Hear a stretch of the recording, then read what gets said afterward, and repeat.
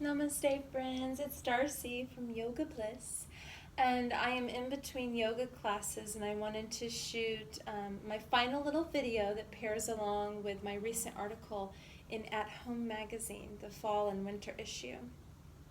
And we have two more things to go over. The first video was on meditation. I did a meditation at sunrise at my home. And then the next video that we did for this little series that pairs up with the article was pranayama. And I did kind of a late morning breath work, and we talked about the breath and the fullness of the breath, and I demonstrated a couple techniques. And last up we have mountain pose, Tadasana, and tree pose, Vrksasana, that I just wanted to break down briefly for you right here. So if you'd like to just take a moment to find a flat surface to stand on. Let's take a look at our feet. You know, these feet carry us on our journey everywhere we go, and sometimes we're moving so fast that we're all up here. We're not focusing on this body that we're living in. And Tadasana starts our awareness at the feet and works it all the way up to the crown of the head, just slowly, breath by breath, instilling confidence and strength and just holding ourselves upright and showing up to life. And it teaches us how to literally stand on our own 2 feet. It's a beautiful basic posture. It's one of my favorite postures out of all the asanas, the physical postures that we practice in yoga. It is one of my favorites. I can feel, I've been teaching yoga for almost 6 years, and I can feel now the effects in full force when I'm walking out in public, when I'm walking at home, when I'm standing in lines. I bring my yoga postures into my daily rhythms, and that's kind of what this article was about. Is when life has you feeling anxious, annoyed, you're waiting in line, you're impatient, you're feeling dizzy, there's chaos creeping in, whatever it is, I like to turn to certain yoga postures, breath work, meditation, to reroute me, to ground me, and to realign me, and then send me back on my way. And it really does help, and I can really see over these years my posture has changed a lot. And so you're going to really see the differences in like unconscious standing and conscious. I'm here, baby. I'm in the present moment. I am feeling this body that I'm living in right now. I can feel it fully. So with the gaze down at the feet, spread the toes. You have 2 options. For more experienced yogis, you'll bring the feet together and space the heels apart so the outer edges of the feet are parallel to each other. And then if you're brand new to this, or just if you want to try it with the feet hips width, this is a little bit more rooting, a little bit more stability. Think of the outer hips drawing a straight line to the outer ankles. Okay, and then make sure that you can feel both feet fully. And then start to travel that awareness up the shins and moving them into the kneecaps. Go ahead, watch my knees here. When I lift my kneecaps, my quadriceps contract. So sometimes I use contract the quadriceps in class, sometimes I just say lift the kneecaps or firm the thighs. So really strengthening here and awakening. Now, you know, this base of my mountain is rock solid and I feel really, really rooted. And then we'll take the hands to the pelvis now. And we don't want the pelvis tipping forward, and we also don't want it pouring backwards.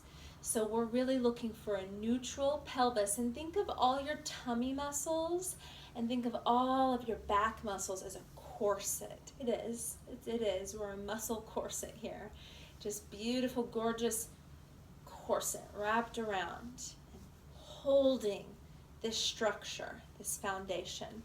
When you look from the side, a lot of times, not just women, I see it more in women, but we walk and we stand with the pelvis tipping forward slightly, causing a little bit of extension in the lower back. See that? Minute after minute, breath after breath, this all adds up, lovers, and it's going to give you just a chronic discomfort in the lower back.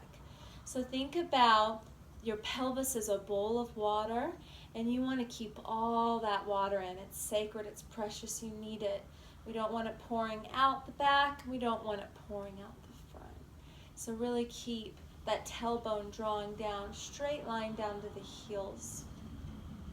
And when you're in this pose, when I use that cue, draw the tailbone down to the heels, you should feel your tummy muscles contracting. You should also feel them when I use the cue, lift the heart or lift the sternum, because they attach up here at the bottom. So they're one of the spots of their attachment. So just really find, you can feel the length when you really start to bring your awareness to the layers underneath the skin. And then, so we've got the pelvis neutral. We're going to bring the arms alongside the body. A lot of people stand and sit and walk like this. This is very, very, very common. And there's just a little bit of rounding, a little bit of flexion. So when we have unconscious pelvic awareness, we've got extension in the lumbar part of the spine. And then when we don't have a lot of awareness in the shoulder girdle here, and we're allowing the shoulders to shadow the heart, close it off to the world, we're getting rounding in the upper back. So we want to be here. And those cues to get there, to find that length and that confidence, is to have the arms alongside the body, lift the shoulders up, roll them back, roll them down, spin the palms to the front, reach the fingers down to the earth and feel the back of the upper arm, your tricep, engage. Your heart's still lifted, your tailbone is still down, and your knees are still lifted.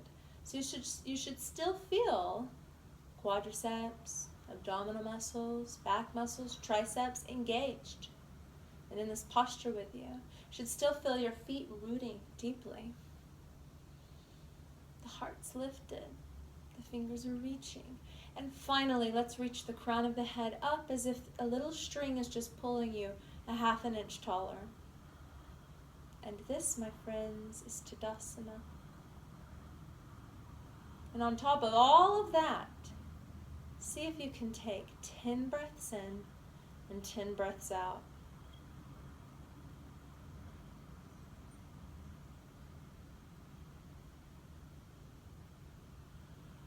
See how still you can be, how rooted you can be, how in the present moment you can be.